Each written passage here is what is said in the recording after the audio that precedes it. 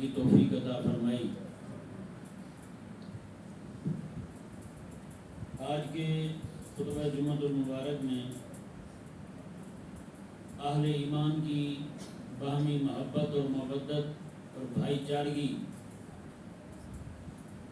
کے نتیجے میں کسی ایک بھائی کے دکھ میں مبتلا ہونے پر دوسرے بھائی مسلمان کا دکھ میں مبتلا ہونا، اس کے متعلق چند ایک باتیں عرض کی جائیں گی، کیونکہ اس وقت جو ہے یہود و نصارہ ہوں یا مشرکین ہوں، یہ سارے کے سارے جہاں کہیں بھی یہ طاقت میں ہیں اہل ایمان پر ظلم ڈال رہے ہیں، اہل ایمان مظلوم ہیں۔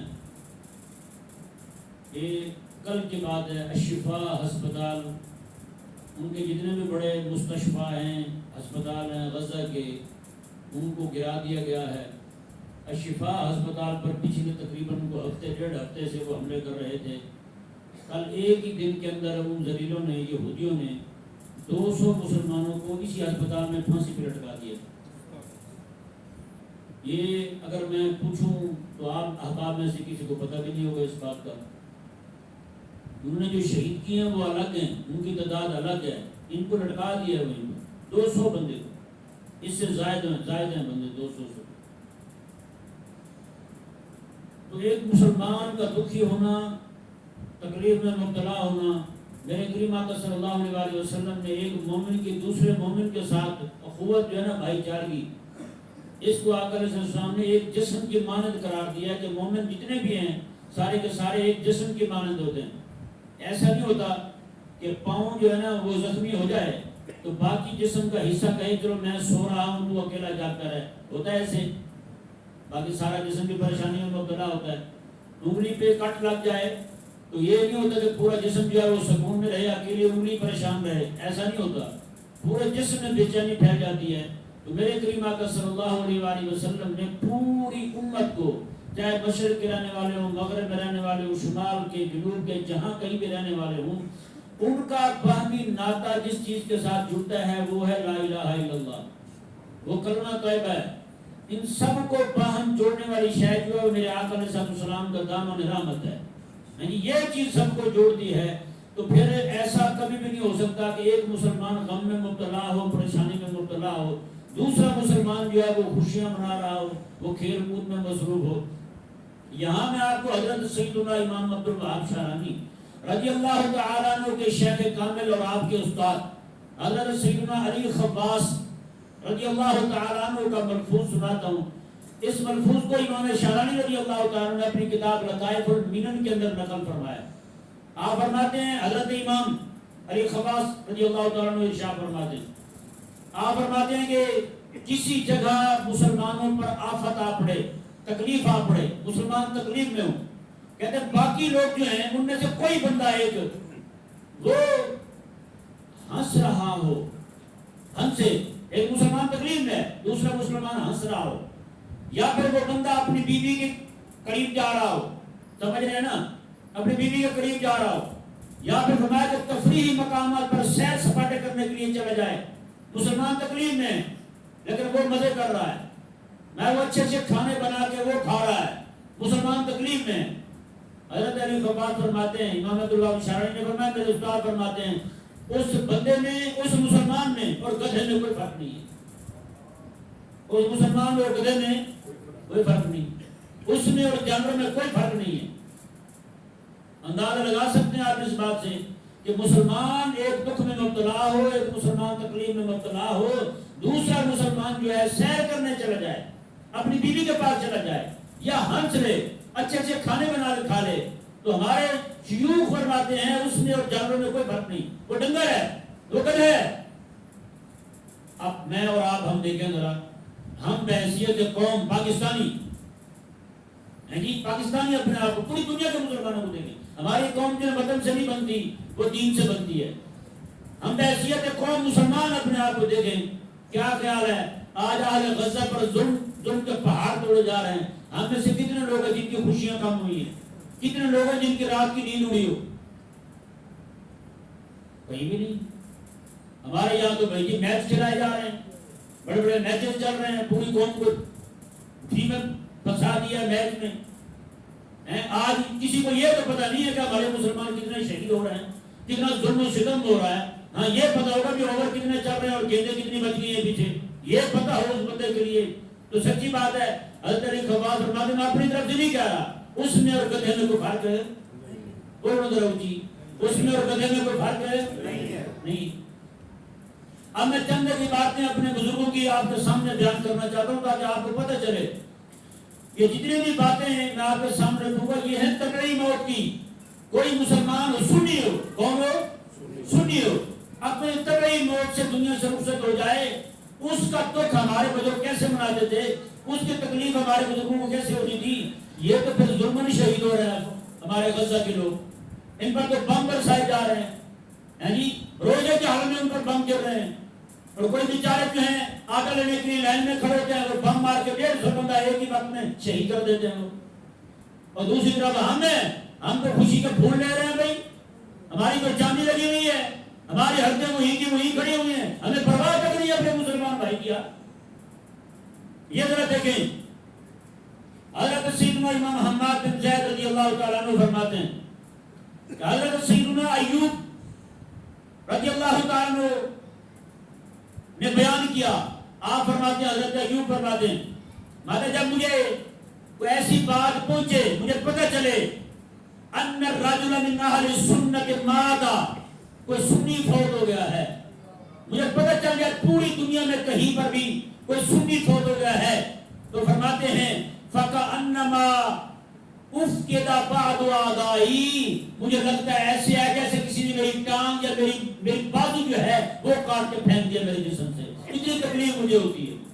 بتائیں سنی فوت ہو تو یار بتائیں غزہ کے لوگ سنی ہے یا نہیں, عراق میں ظلم ہو رہا ہے جن لوگوں پر وہ سنی ہے یا نہیں. عراق میں ظلم سنیوں پر ہو, افغانستان میں ظلم سنیوں پر ہو, لبنان میں ظلم سنیوں پر ہو, بیروت میں ظلم سنیوں پر ہو, غزہ میں ظلم سنیوں پر ہو, اور اسی طرح کر کے جتنے بھی ممالک ہیں پوری دنیا کے اندر اس وقت کوئی مظلوم ہے جو صرف سنی ہے. بس سننے کے علاوہ کسی پر ظلم نہیں ہو رہا, صرف سنی مظلوم ہے. اس کے علاوہ باقی جتنے بھی ہیں آپ جا کے دیکھ لیں, تاریخ اٹھا کے دیکھ لیں, کسی پر کوئی ظلم نہیں ہو رہا.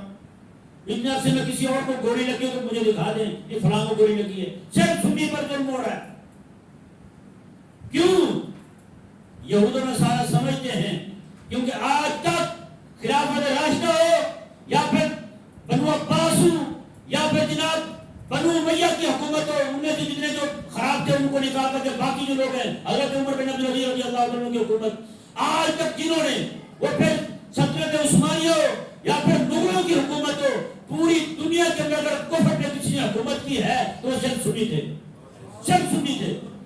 ہماری ہی حکومت توڑی گئی ہے, سلطنت عثمانیہ ہماری حکومت تھی, مغلوں کی حکومت ہماری حکومت تھی, ہماری ہی حکومت کو برطانوی نے توڑا ہے. توڑنے کے بعد اس نے پھر یہ سارے لوگ اپنے گماشتے جو ہے ان کو بٹھایا ہے. تو پیارے محترم بھائیوں, پوری دنیا کے اندر کفر کو اگر کسی سے پریشانی ہے تو وہ صرف سنی سے پریشانی ہے. اسے پتہ ہے یہ سنی ہی خلافت راشدہ کا وارث ہے, یہ سنی ہی سلطنت عثمانیہ کا وارث ہے, یہ سنی ہی اورنگزیب عالمگیر رحمہ اللہ کا وارث ہے. سب سمجھتے ہیں دشمن, یہ ایک الگ بات ہے. آج سنی ہی بھولا ہوا ہے اپنے سبق کو, آج سنی اپنے ماضی کو بھول بیٹھا ہے. یہ ایک الگ بات ہے, یہ ایک الگ رونا ہے ہمارے لیے, یہ ایک الگ المیہ ہے ہمارے لیے, یہ ایک الگ ہی افسوس ہے ہمارے لیے. جس بندے کے گھر میں چوری ہو جائے, گھر کا بندہ جو ہے اس کو احساس ہی نہ ہو, نقصان پر افسوس ہی نہ ہو, تو بتائیں افسوس دوہرا نہیں ہو جاتا, پھر تکلیف زیادہ نہیں ہو جاتی. پھر حضرت سیدنا سفیان بن عیینہ رضی اللہ تعالیٰ بہت بڑے محدث کبیر ہیں اپنے دور کے.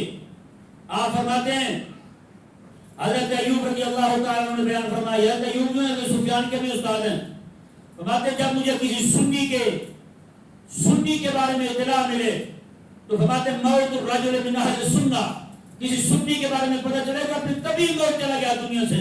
اللہ اکبر. فرماتے ہیں پھر فکأنما یسقط عضو من اعضائی, مجھے ایسے لگتا ہے میرے جسم میں کسی نے کاٹ کے پھینک دیا, میرے جسم کے ٹکڑے کر دی. حضرت سیدنا سفیان رضی اللہ تعالیٰ عنہ, اللہ اکبر, حضرت یوسف بن اسباط رحمہ اللہ بیان کرتے ہیں حضرت سفیان سے، یہ الفاظ دیکھیں نہیں ذرا، ہم تو کہتے ہیں کہ ہمارے محلے میں بھی کوئی فوت ہو جائے نہ کوئی نہیں ہوتا، تکلیف نہیں ہوتی. آپ فرماتے ہیں اذا بالغک عن رجل بالمشرق، جب تجھے پتہ چلتا، آپ کو پتہ چلتا حضرت سیدنا یوسف بن اسباط رحمہ اللہ کو کہ کوئی بندہ مشرق میں فوت ہو گیا ہے، لیکن ہے کون؟ انہ صاحب سنت، ہے وہ سنی. کون ہے؟ سنی ہے. مشرق میں فوت ہو گیا ہے، خود مغرب میں بیٹھے ہیں، پتہ چلا کہ سنی مشرق میں فوت ہوا ہے. اللہ اکبر. کہتے ہیں نہ بات جب تجھے پتہ چلے کہ مشرق میں سنی بیٹھا ہے تو فبعث الیہ السلام، اس سنی کو بھی سلام بھیج. تجھے پتہ چلا کہ مشرق میں کوئی سنی رہتا ہے، اس کو بھی سلام بھیج. اور آگے فرمایا وَإِذَا بَلَغَكَ عَنْ آخَرٍ بِالْمَغْرِبِ أَنَّهُ صَاحِبُ سُنَّةٍ، مگر جب تجھے پتہ چلے کہ مغرب میں کوئی سنی بیٹھا ہے اسے بھی سلام بھیج. فَبْعَثْ إِلَيْهِ السَّلَامَ فَقَدْ قَلَّ أَهْلُ السُّنَّةِ وَالْجَمَاعَةِ. باتیں اہل سنت ہمیشہ تھوڑے ہی رہے ہیں. اہل سنت ہمیشہ ہم خوش ہو رہے ہوتے ہیں یار دیکھو سنیوں کتنی مساجد ہیں، سننے کی مساجد کتنی ہیں بھائی، یہ تو پتہ چلتا ہے تب جب قربانی دینے کا وقت ہے. حضرت داؤد علیہ السلام جب لشکر لے کر روانہ ہو رہے ہیں، داؤد علیہ السلام خود لشکر میں تھے.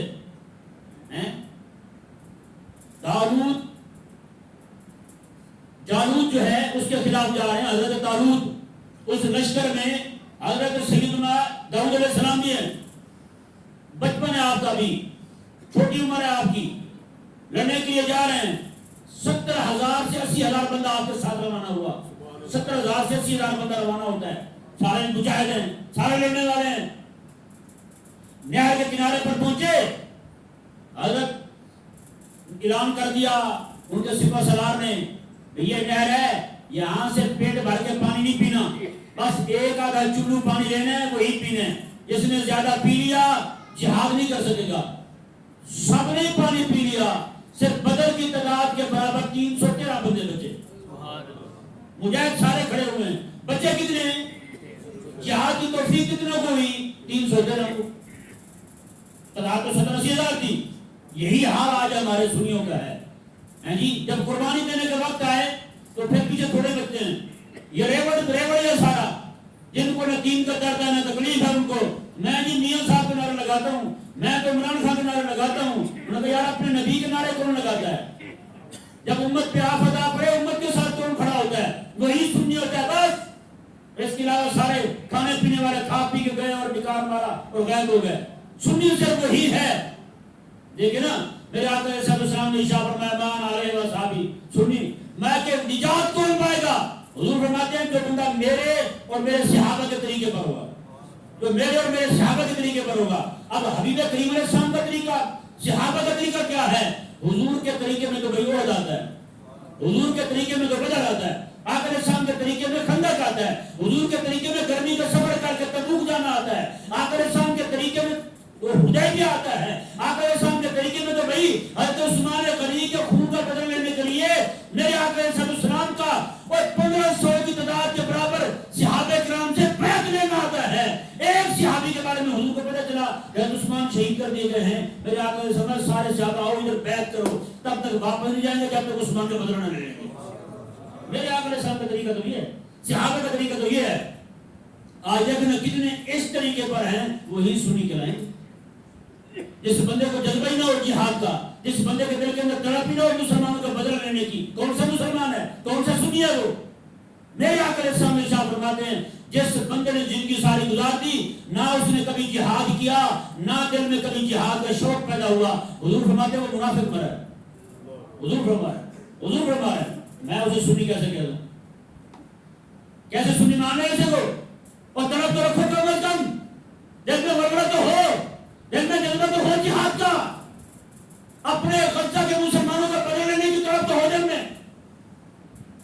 کس چیز کے سنی ہے بھائی؟ آپ کو پتہ ہونا چاہیے مسجد اقصی میں اس وقت بھی جو اذان ہوتی ہے، اذان سے پہلے درود و سلام پڑھا جاتا ہے.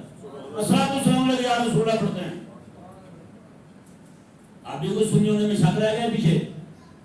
پھر سب سے زیادہ بے حس جو واقع ہوئے وہ ہم ہی واقع ہوئے ہے نہیں ایسا بھائی؟ اب دیکھیں حضرت سیدنا معتمر بن سلیمان رحمہ اللہ فرماتے ہیں اللہ اکبر، یہ بہت دل کو کب کبھی داری کرنے والی بات ہے، دل میں لرزہ داری ہو جائے یہ بات سن کے اگر آپ کے دل میں غزہ کے مسلمانوں کا خون جو ہے نا اس میں تھوڑی سی بھی آپ تکلیف محسوس کرتے ہیں.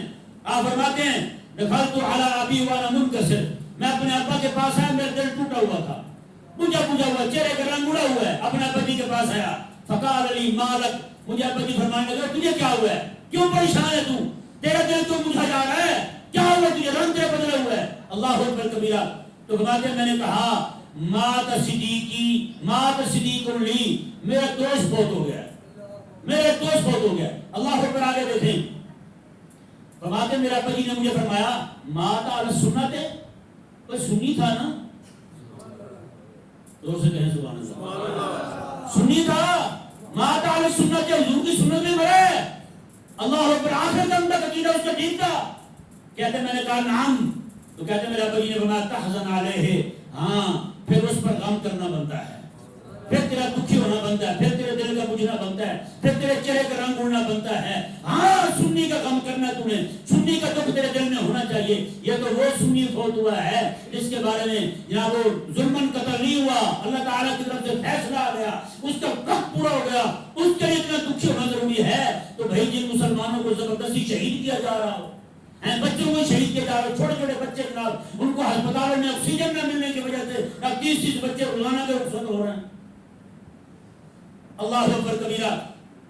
اور ہمارے یہاں پاکستان میں میچ کھیلے جا رہے ہیں اور میچ بھی یوں کھیل رہے ہیں کہ KFC کی مشہوری بھی ساتھ دے رہے ہیں، KFC کی مشہوریاں دے رہے ہیں. اور یار بتائیں یار ایسی بھی کوئی غیرت سے خالی قوم دیکھی آپ نے کبھی؟ ابھی کا ہمارے نوجوان طبقہ جو ہے دین دشمنوں کی شرارتوں کو نہ سمجھے تو اس سے بھی افسوس ہے اس پر بھی، حیرت ہے اس بندے پر بھی، تو پھر ایسے بندے پر اور ایسی زندگی پر بھی افسوس ہے. یار کون سی زندگی جی رہا ہے دنیا میں تجھے میچ کی جو فکر ہو. اور یہی ہے نا جو قوم حقیقت کو ڈرامہ سمجھے اور ڈرامے کو حقیقت سمجھے، فلمی ڈرامے دیکھ کے قوم رونا شروع کر دے، تو جہاں حقیقت ظلم ہوا ہے تو وہاں ڈر سے ماضی نہ ہو. ایسی قوم کو رب تبارک و تعالیٰ پھر توفیق نہیں دیتا جہاں حق ہو وہاں رونے کا. وہاں ان سے جو فلمیں ڈرامے دیکھ کے رونا شروع کرتے ہیں وہ قرآن پہ رونا نہیں آ رہا ان کو کبھی بھی. یہ ذہن میں رکھیں بات.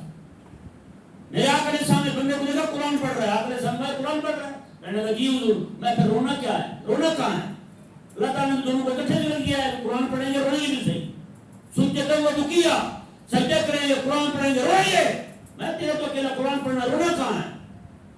تو ایسی قوم سے توفیق چھین لی جاتی ہے. یعنی جہاں حقیقت کا غم نہ ہو وہاں باطل کا غم آ جاتا ہے. جس بندے کے دل کے اندر حق کی حمایت کا جذبہ پیدا نہ ہو وہاں باطل کی حمایت اجاگر ہوتی ہے. وہ بندہ پھر باطل کے لیے نعرے لگاتا لگاتا دنیا سے رخصت ہو جاتا ہے، قبر میں جا پہنچتا ہے ایسا بندہ. یہ ذہن میں رہے. آگے دیکھیں جی اللہ اکبر. حضرت سفیان ثوری رضی اللہ تعالیٰ عنہ ارشاد فرماتے ہیں استوصوا بأہل سنہ، میں سنیوں کو خیر خواہ رہنا، سنیوں کو خیر خواہ رہنا. کیوں؟ تو میں کہ خیرن فإنہم غرباء، سنی ہر دور میں غریب ہی رہے ہیں، سنی ہر دور میں غریب رہا ہے.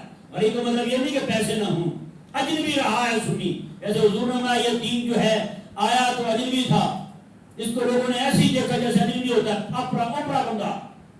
تو بندہ آ جائے تو سارے اس کو گھڑ گھڑ کے دیکھتے ہیں. حضور نے یہ دین ہی ایسے آیا ہے. میں پھر آ کر سامنے یہ دین جو ہے امیر لوگ اس کو اپنائیں گے، اس کے خادم بنیں گے، نوکر بنیں گے. آ کر سامنے قیامت کے قریب یہ دین پھر غریب ہو جائے، پھر دین اجنبی. آج دین اجنبی ہو چکا ہے، کافر کا قانون مسلمانوں پر نافذ ہو چکا ہے، کافر کی بنائی ہوئی باتیں ہم پر مسلط ہو چکی ہیں. اس کا نظام معیشت، معاشرت، تعلیم، ہر چیز اس کی ہم پر زبردستی ٹھوک دی گئی ہے. وگرنہ آپ نے بتایا مجھے مسلمان کا بچہ، کلمہ پڑھنے والا بچہ سکول میں بغیر ٹائی کے جا سکتا ہے؟ نہیں جا سکتا. اوپر سے ہمیں کہتے ہیں جی اسلام میں سختی بہت ہے. اور جو ہمارے لبرل جاہل لوگ ہیں وہ کہتے ہیں اسلام میں سختی ہے ہی، نماز پڑھو نہ پڑھو، روزہ رکھو نہ رکھو، اسلام میں سختی کوئی نہیں. میں نے کہا جب اسلام میں سختی کوئی نہیں، سکول میں سختی کیوں ہے؟ سکول میں سختی کیوں ہے؟ بغیر ٹائی کے تمہارا بچہ سکول جا کے نہیں پڑھ سکتا. ایسے پتہ چلتا جیسے وہ کتا بندہ وہ کتے میں باندھ رہے رسی اور اس کو سارے فیشن سمجھ کے باندھ رہے. رسول اللہ علیہ السلام کا امامہ، جس امامہ کے بارے میں میرے آقا علیہ السلام نے ارشاد فرمایا کہ ملائکہ رب کے فرشتے بھی سر پہ امامہ باندھتے ہیں.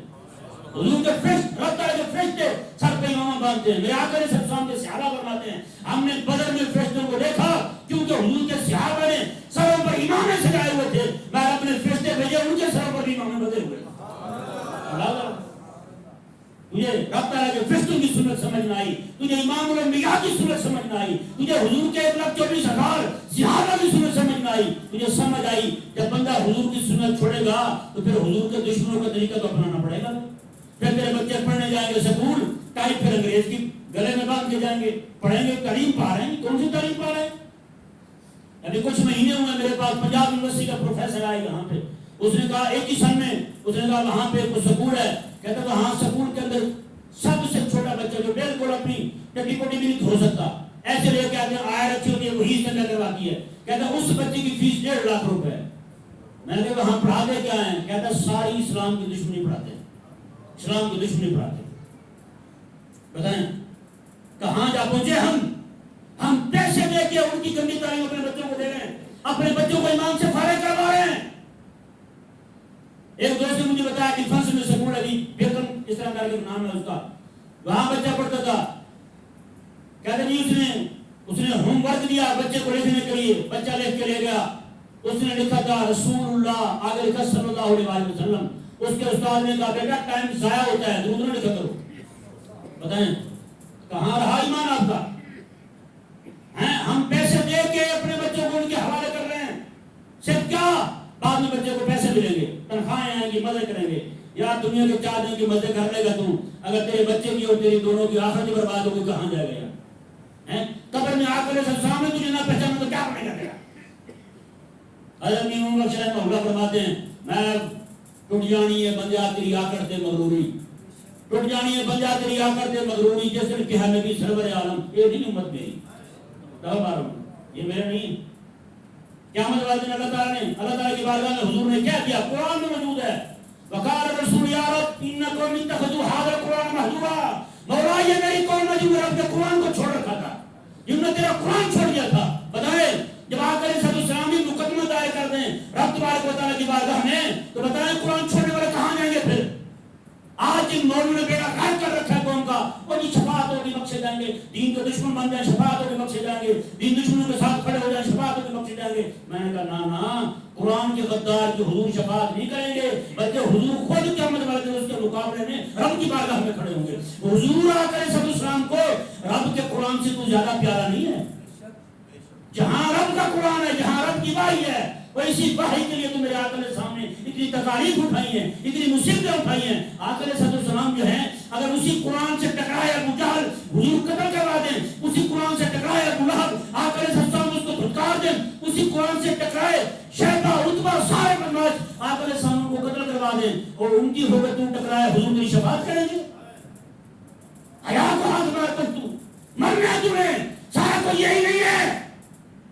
قبر کے بارے میں سوچو یار، مرنے ہم نے قبر میں جس نے آنا ہے ہمارے سامنے وہ آقا علیہ السلام کے ذات ہے، ان میں سے کسی نے نہیں آنا.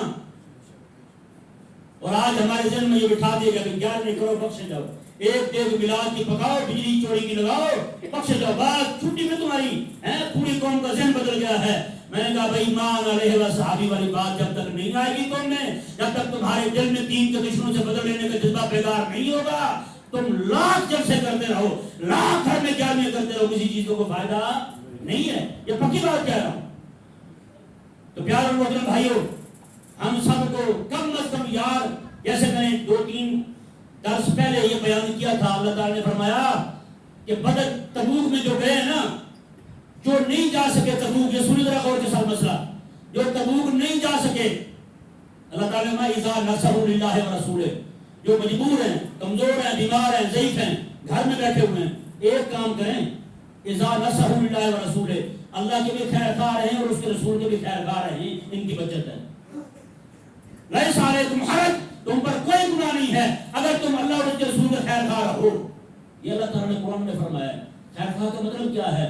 یہاں رہ کر پیچھے پروپیگنڈا نہ کریں، پیچھے لوگوں میں افواہیں نہ پھیلائیں، دیکھو جی گئے آپ واپس نہیں آئیں گے، ایسی باتیں نہ کریں. مسلمانوں کو پیچھے جو مجاہدین کے گھر بڑھ رہ گئے ہیں ان کو تقلید میں مبتلا نہ کریں، اوچھے ہاتھ کمرے پہ نہ اتریں، ان کے خیر خواہ رہیں، ان کے گھروں میں جا کے پوچھیں تمہیں کسی چیز کی ضرورت ہو تو میں خادم حاضر ہوں، تمہاری ضرورت کی شاید تم تک پہنچاؤں گا میں.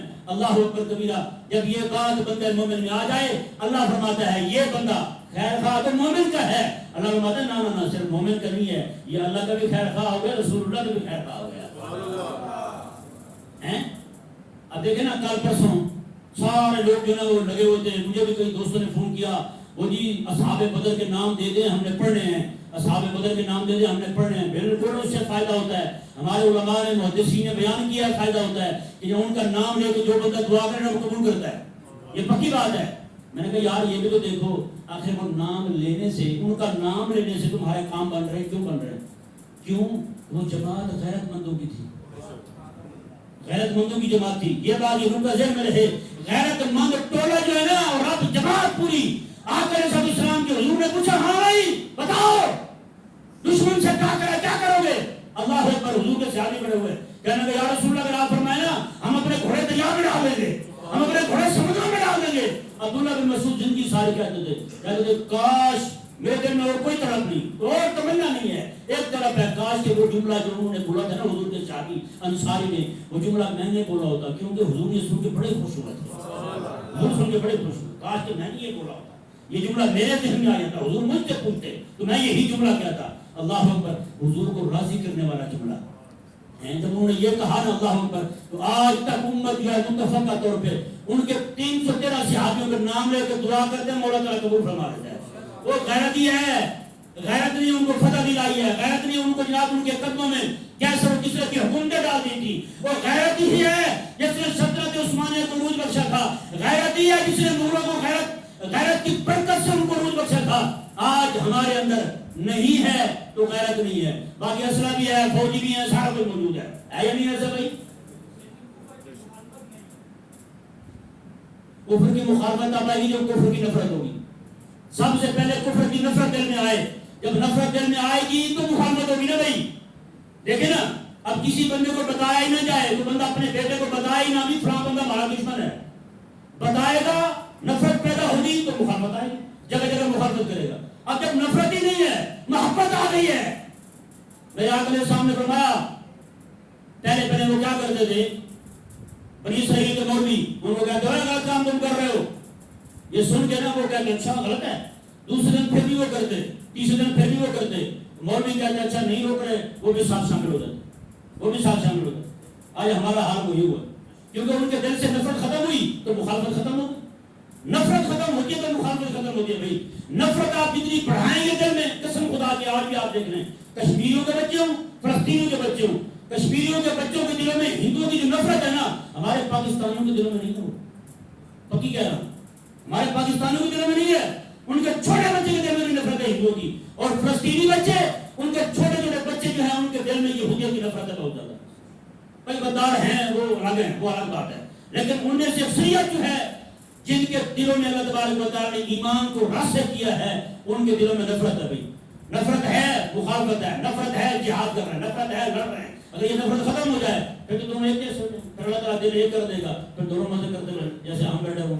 ہمیں کیا لگا کسی نے مخنث کو کہا یار اسلحہ رکھا کرو پاس، سیکورٹی گارڈ رکھو. انہوں نے کہا ہمارا دشمنی کون ہے؟ ہمارا تو کوئی دشمنی، ہماری کسی کے ساتھ کیا لڑائی ہے؟ تو اس لیے بھائی غیرت پیدا کریں اپنے اندر. جب غیرت پیدا کریں گے اللہ تبارک و تعالیٰ پھر بڑی بڑی سپر پاوروں کو بھی تمہارے قدموں میں گرا دے گا. اللہ تبارک و تعالیٰ سمجھنے کی توفیق عطا